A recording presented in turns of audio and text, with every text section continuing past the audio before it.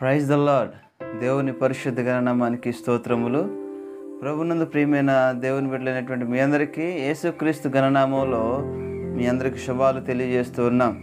ఈ యొక్క ఉదయకాల సమయంలో ఈ యొక్క ప్రతిరోజు ఒక ప్రశ్న అనేటువంటి ఈ కార్యక్రమానికి మిమ్మల్ని అందరూ కూడా ప్రేమపూర్వకంగా ఆహ్వానిస్తూ ఉన్నాం. ప్రభునందు ప్రియమైన దేవుని బిడ్డలారా, ఈ యొక్క కార్యక్రమంలో అనేక మంది పాల్గొంటూ ఉన్నారు. ఈ యొక్క కార్యక్రమాన్ని జయకరంగా ముందుకు నడిపిస్తూ ఉన్నారు. అనేక మంది మీ యొక్క ఆన్సర్లను మాకు తెలియజేస్తున్నందుకు దేవునికి ఎంతగానో కృతజ్ఞతాస్తుతులు చెల్లిస్తున్నాం.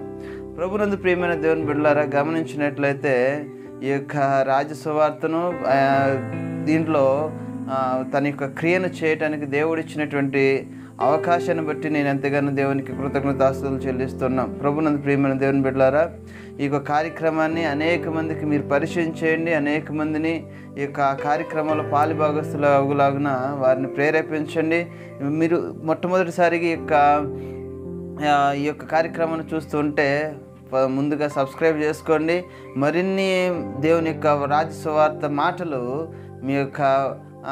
మీ యొక్క ఫోన్లకి నోటిఫికేషన్ ద్వారా రావటం జరుగుతూ ఉంటుంది. కాబట్టి ప్రతి ఒక్కరు కూడా గమనించండి. ఈ యొక్క కార్యక్రమంలో ప్రతి ఒక్కరు కూడా పార్టిసిపేట్ చేయమని యేసుక్రీస్తు నామంలో మిమ్మల్ని అందరూ కూడా వేడుకుంటూ ఉన్నాం. అలాగే ఈ యొక్క కార్యక్రమాన్ని మొదటి నుంచి ఆఖరి వరకు చూడండి.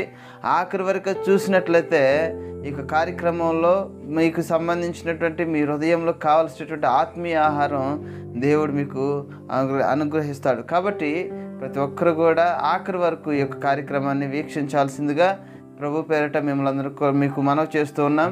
అలాగే ప్రశ్నకు ప్రతి ఒక్కరు కూడా ఆన్సర్ లేట్ అయినా పర్లేదు, ఆన్సర్ చేయడానికి మాత్రం మీరు ఉత్సుకత చూపించాలని యేసుక్రీస్తు నామములో మిమ్మల్ని అందరూ కూడా వేడుకుంటూ ఉన్నాం. ఈ సమయంలో దేవుని యొక్క వాక్యాన్ని మనం చదువుకుందాం. దేవుని యొక్క వాక్యాన్ని చదువుకుందాం.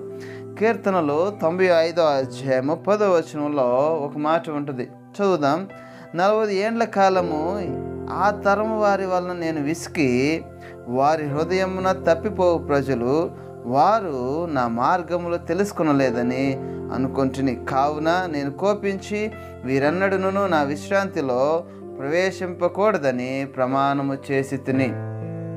ప్రభునందు ప్రియమైన దేవుని బిడ్డలారా, దేవుడు ఇశ్రాయేలు ప్రజల్ని ఆ యొక్క 400 సంవత్సరములు ఆ యొక్క ఐగుప్తులో ఉన్నప్పుడు దేవుడు వారిని ప్రేమించి ఐగుప్తులో చెరలో ఎంతో ఘోరమైనటువంటి ఆ యొక్క పరిస్థితుల్లో దేవుడు వారిని ప్రేమించి ఆ యొక్క ఇరుకులో, ఇబ్బందుల నుంచి, శ్రమల్లో నుంచి, ఆ యొక్క ఇబ్బందికరమైనటువంటి ఆ యొక్క మట్టికీలు, ఆ యొక్క రాళ్ళు చేసుకోవటం, ఎలాగ తొక్కటం, ఇలాగ ఇబ్బందికరమైన శ్రమల్లో దేవుడు వారిని ప్రేమించి ఐగుప్తులో నుంచి తోడుకొని వస్తున్న తరుణంలో 4 సంవత్సరాల్లో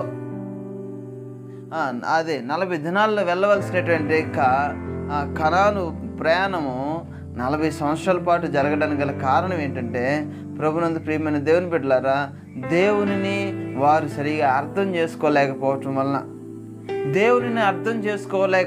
వలన, దేవుడు వారికి దూరస్తుడైపోతున్నాడు. దూరస్తులైపోవటమే కాదు, ప్రభునందు ప్రియమైన దేవుని బిడ్డల వారికి దేవుడు ఎన్నో కార్యాలు చేశాడు. ఐగుప్తుల నుంచి బయటకు తీసుకొచ్చేటప్పుడు 10 సూచక్రియలు జరిగించాడు, ఆశ్చర్యమైన కార్యాలు జరిగించాడు. ఐగుప్తులు వెంటపడుతూ ఉన్నప్పుడు ఎర్ర సముద్రం ద్వారా వారిని వేరే ప్రాంతానికి నడిపించాడు. ఎర్ర సముద్రం ద్వారా వారికి మార్గాన్ని ఏర్పాటు చేశాడు, పాయలుగా చీల్చాడు. చూడండి, అరణ్యంలో నీటి బొగ్గను పుట్టించాడు, అరణ్యంలో మన్నానిచ్చాడు, మాంసాన్ని ఇచ్చాడు. ఇలాగే వివిధ రకాలుగా దేవుడు వారిని ప్రేమించి వారి పట్ల దేవుడు అనేకమైన కార్యాలు జరిగించినప్పుడు, ప్రభునందు ప్రియమైన దేవుని బిడ్డలారా, వారు వెంటనే మర్చిపోయారు. అయినను 106వ కీర్తనలో ఉంటుంది, అయినను వారు దేవుని యొక్క పనులను వెంటనే మరిచిపోయారని దైవ గ్రంథంలో వ్రాయబడి ఉంటుంది. ప్రభునందు ప్రియమైన దేవుని బిడ్డలారా, దేవునిని ఎవరైతే అర్థం చేసుకుంటారో, దేవుని యొక్క ఉద్దేశాలను ఎవరైతే గ్రహిస్తారో, ప్రభునందు ప్రియమైన దేవుని బిడ్డలారా, వారన్నిటికీ దేవుని విడిచిపెట్టడానికి అవకాశం ఏమాత్రం కూడా ఉండదు. ప్రభునందు ప్రియమైన దేవుని బిడ్డ, దేవుడు ఇచ్చినటువంటి అవకాశం మానవుడికి ఏమిటంటే, దేవుడు మనిషి ఎడల ప్రత్యేకమైనటువంటి ఆలోచనలు కలిగి ఉన్నాడు, ప్రత్యేకమైనటువంటి ఉద్దేశాలు కలిగి ఉన్నాడు. ప్రత్యేకంగా దేవుడు వారిని రూపించింది ఎందుకంటే ప్రత్యేకంగా వారిని చేయాలని. వారిని ఏ విధంగా చేశాడు? తన స్వహస్తాలతో తన యొక్క పోలికలో మానవుని తయారు చేశాడు. మానవుని తయారు చేసి ప్రత్యేకంగా ఉంచాలని ఆయన యొక్క ఉద్దేశం. ప్రత్యేకమైన వ్యక్తిగా, ప్రత్యేకమైనటువంటి కుమారుడుగా దేవుడు మార్చాలని ఆయన యొక్క ఉద్దేశం. కానీ మానవుడు ఏంటంటే తన దృష్టికి తాను ప్రత్యేకంగా కనపడాలని, అనేక మంది దృష్టికి ప్రత్యేకంగా కనిపించాలని, అనేక మందిని వీరిని పొగడాలని, వీరి వివిధ రకాలుగా వారిని ఏదంటే హైలైట్ చేయాలని ఆలోచనలు చేస్తుంటారు. ప్రభునందు ప్రియమైన దేవుని బిడ్డలారా, ఏ ఒక్కరును కూడా దేవుడు చేయనిదే ఏ ఒక్కరు కూడా గొప్పవారు కారు, ఆశీర్వదించబడరు. ఏ ఒక్కరు కూడా అవకాశాలను ఏమాత్రం కూడా పొందుకోలేరు. గమనించినట్లయితే ఇక్కడ చదువుతున్నటువంటి యొక్క మాటల్లో 40 ఏండ్ల కాలము ఆ తరము వారి వలన నేను విసిగి నా హృదయమున ఎలాంటి వారంటే వారు హృదయమున తప్పిపోవు ప్రజలు. హృదయాల్లో తప్పిపోతూ ఉన్నారు. ఎలాగంటే చూడండి, పైకి మంచిగానే మాట్లాడుతూ ఉంటారు, పైకి నవ్వుతూ ఉంటారు, పైకి ప్రేమిస్తున్నట్టు కనపడతారు, పైకి చాలా అందంగా కనపడుతూ ఉన్నట్టు ఉంటారు. కానీ హృదయంలో చెడు అభిప్రాయాలు ఉంటాయి, మనుషుల్లో చెడు ఉద్దేశాలు ఉంటాయి, చెడు ఆలోచనలు ఉంటాయి, చెడు అనేటువంటి తలంపులు ఉంటాయి. ప్రభునందు ప్రియమైన దేవుని బిడ్డ, వాటి వలన వారు ఏమైపోతున్నారంటే తప్పిపోతూ ఉన్నారంట.